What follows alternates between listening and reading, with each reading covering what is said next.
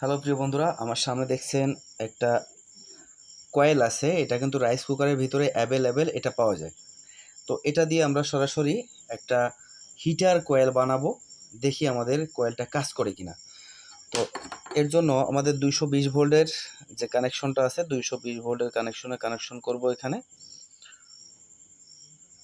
সরাসরি এখানে কানেকশনটা করে দিব।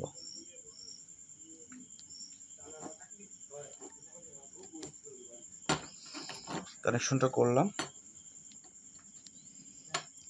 এবার একটু সেফটি দিব, এখানে একটু সেফটি দিব যাতে আমাদের কোনো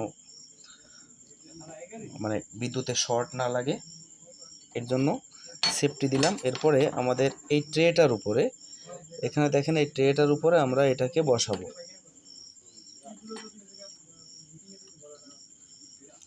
এটাকে আমরা এখানে বসালাম। বসাই বাটিটাকে আমরা এরপরে দিয়ে দিব। এই বাটিটাকে এরপরে দিলাম। দেওয়ার পরে এবার আমরা সরাসরি 220 ভোল্টের কানেকশন করব। দেখি আমাদের পানিটা গরম হয় কিনা। পানিটা গরম হচ্ছে কিনা আমরা দেখব। তো এর জন্য একটু অপেক্ষা করতে হবে।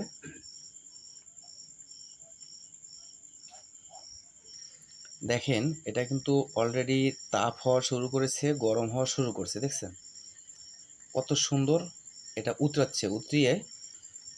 এটা কিন্তু আমরা শীতকালের জন্য খুব ইমার্জেন্সি করে আমরা একটা হিটার বানাতে পারি জল গরম করার জন্য। দেখেন এটা কিন্তু ফোটা শুরু করছে, কত সুন্দর ফুটছে।